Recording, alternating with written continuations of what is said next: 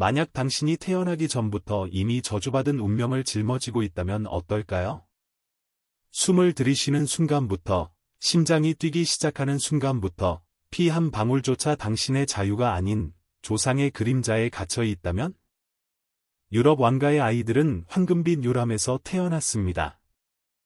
그러나 그 요람은 축복이 아니라 족쇄였습니다. 그들의 가장 순수해야 할 피는 사실 가장 위험한 독이었습니다. 권력을 지키기 위해, 왕자를 굳히기 위해 유럽의 왕가들은 피와 피를 섞었습니다. 오늘날 우리가 부르는 근친혼. 조선에서 금지되었던 사촌 간의 혼인조차 그들에게는 당연한 선택이었습니다. 한국 속담의 별표, 피는 물보다 진하다, 별표라는 말이 있죠. 하지만 왕가에게 그 진한 피는 가족을 하나로 묶어주는 끈이 아니라 세대를 거듭하며 생명을 갉아먹는 사슬이었습니다. 그리고 그 사슬의 가장 무거운 짐은 태어나자마자 미래가 결정된 아이들, 특히 딸들의 어깨 위에 얹혀졌습니다. 그들의 웃음은 미소가 아니라 의무였고, 눈물은 개인의 것이 아니라 제국의 것이었습니다. 이제 우리는 그 저주의 여정을 따라가 보려 합니다. 합스부르크 왕가, 그리고 그 안에서 살아남을 수 없었던 비극의 공주들. 유럽의 심장, 신성 로마 제국. 그 중심에는 합스부르크 왕가가 있었습니다. 그들의 권력은 단검이나 전쟁만으로 세워진 것이 아니었습니다. 오히려 눈에 보이지 않는 피와 혼인의 망으로 더 단단히 연결되어 있었죠. 다른 이들은 전쟁을 하지만 합스부르크는 결혼한다. 이 말은 단순한 풍자가 아니라 냉혹한 진실이었습니다. 그들은 전장을 피하고 대신 혼인으로 왕자를 넓혔습니다. 에스파냐, 오스트리아, 보헤미아, 헝가리. 피로 맺어진 제국의 지도는 더욱 거대해졌습니다. 하지만 문제는 외부와의 연결보다 내부였습니다. 합스부르크는 순수한 왕가의 피를 지켜야 한다고 믿었습니다. 그 결과 사촌과 사촌, 삼촌과 조카가 혼인하는 일이 당연해졌습니다. 세대를 거듭할수록 피는 맑아지기는커녕 점점 탁해지고 그 속에 숨어있던 저주는 모습을 드러내기 시작했습니다. 아이들은 연약해졌고 왕들은 단명했으며 없던 이는 태어나자마자 죽음과 맞닥뜨려야 했습니다. 하지만 왕가의 기록에는 그것이 저주가 아니라 희생이라고 적혔습니다. 제국을 위해, 왕자를 위해, 한 개인의 고통은 묵살될 수밖에 없었으니까요. 그렇게 합스부르크의 황금빛 궁전 안에서는 웃음소리보다 신음이, 환호보다 비명이 더 자주 울려 퍼졌습니다. 역사는 종종 눈에 보이는 흔적을 남깁니다. 합스부르크 왕가의 저주 역시 그랬습니다. 그 피의 사슬이 만들어낸 가장 상징적인 흔적, 바로 합스부르크 턱이었습니다. 왕가의 초상화를 보면 쉽게 눈치챌 수 있습니다. 턱이 비정상적으로 앞으로 돌출되어 있고 위아래 치아가 제대로 맞물리지 않는 기형. 그들의 미소는 우아하지 않았습니다. 오히려 무겁고 어딘가 괴이한 그림자 같았죠. 이것은 단순한 외모의 문제가 아니었습니다. 왕들은 씹는 것조차 고통스러워했고 발음은 뭉개졌으며 음식을 삼키는 데조차 어려움을 겪었습니다. 그러나 그들의 신하들은 감히 말할 수 없었습니다. 전하, 이는 병입니다. 라고 외칠 수 없었던 것이죠. 대신 그것은 왕의 권위를 상징하는 얼굴처럼 여겨졌습니다. 이 기형은 세대를 거듭할수록 더욱 심각해졌습니다. 심지어 한 왕은 거의 말을 하지 못할 정도였다고 전해집니다. 아이러니컬하게도 왕국을 다스려야 할 입이 스스로의 피에 갇혀버린 것이었습니다. 그리고 이 얼굴은 단순히 개인의 비극이 아니라 왕조 전체의 운명을 상징하는 저주의 얼굴이 되었습니다. 합스부르크 왕가의 공주들은 태어나는 순간부터 별표 누군가의 아내 별표로 정해졌습니다. 그들의 이름은 낭만적인 사랑 이야기에 기록되지 않았습니다. 대신 정치적 계산과 제국의 욕망에 따라 쓰여졌습니다. 한 공주는 단 한 번도 본 적 없는 먼 나라 왕자에게 보내졌습니다. 그녀의 결혼식 날, 신랑은 웃지도 않았고 신부는 울지도 못했습니다. 왜냐하면 눈물이 흘러내리는 순간, 그것은 곧 왕가의 약점이 되기 때문이었죠. 이 공주들은 한나라의 평화 조약이 되었고, 때로는 전쟁의 종지부가 되었습니다.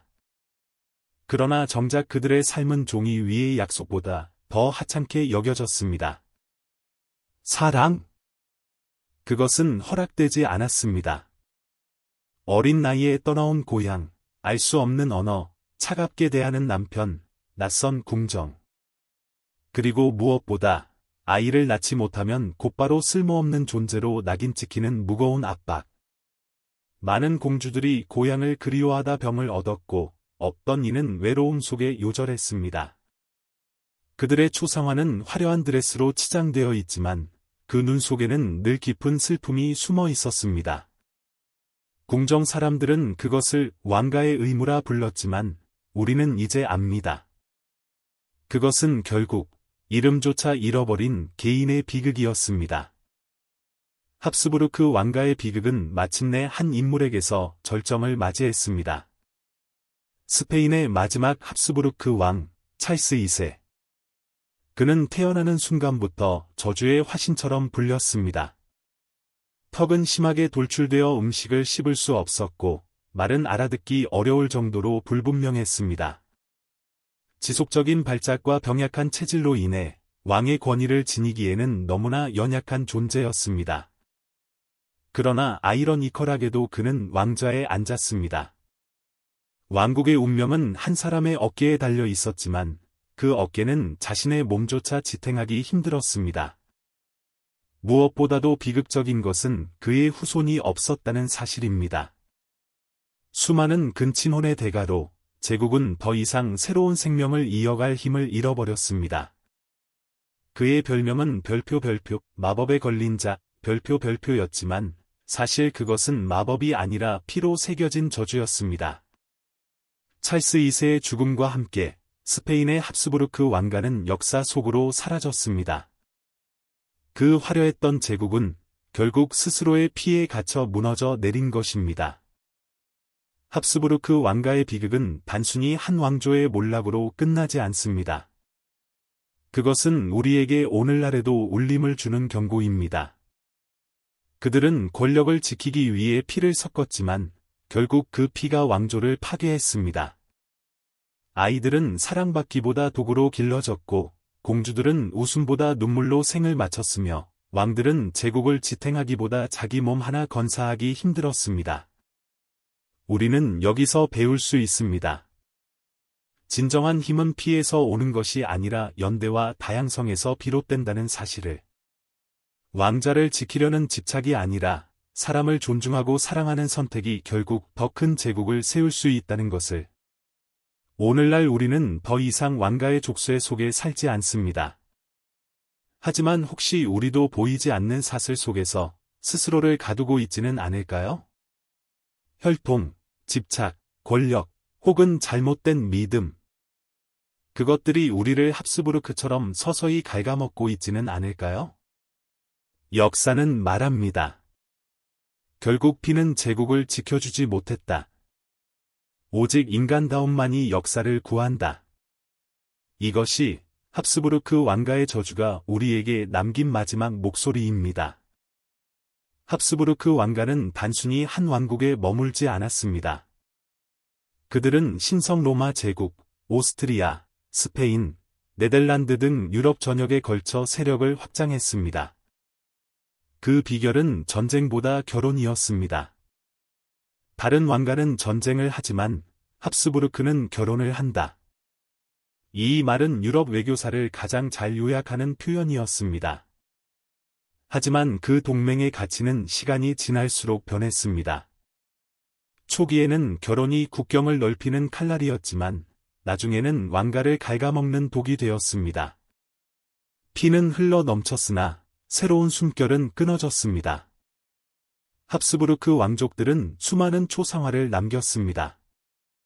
벨라스케스의 북극에 담긴 공주와 왕자들은 화려한 옷을 입고 있었지만 그 얼굴에는 웃음보다 그림자가 짙게 드리워져 있었습니다. 어린 나이에 혼인으로 팔려나가야 했던 공주들의 초상화에는 나이에 맞지 않는 무거운 표정이 새겨져 있었습니다. 왕자들의 그림에서는 아직 어린 몸에 담기엔 버거운 권력의 짐이 보였습니다. 예술은 권력을 찬양하려 했지만 역사는 그 그림자 속에서 비극의 단서를 읽어냈습니다. 합스부르크 가문은 스스로를 신의 도구라 여겼습니다. 그러나 사람들은 점차 묻기 시작했습니다. 왜 신은 이 가문에 이런 고통을 내리셨을까? 수많은 병약한 왕자와 불행한 공주들, 그리고 끊어진 왕위 계승. 사람들은 그것을 신의 심판으로 해석했습니다. 하지만 역사가들은 말합니다. 그것은 신의 뜻이 아니라 인간의 욕망과 선택의 결과였다고.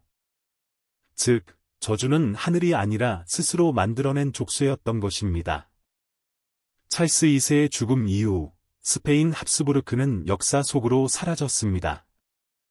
유럽의 패권은 다른 왕조에게 넘어갔고 합스부르크 궁정은 서서히 침묵 속으로 잠겨들었습니다.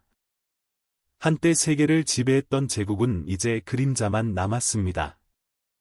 거대한 궁전의 복도에는 더 이상 권력을 향한 발걸음이 울리지 않았고 그림 속 왕족들의 눈빛만이 역사를 증언하고 있었습니다.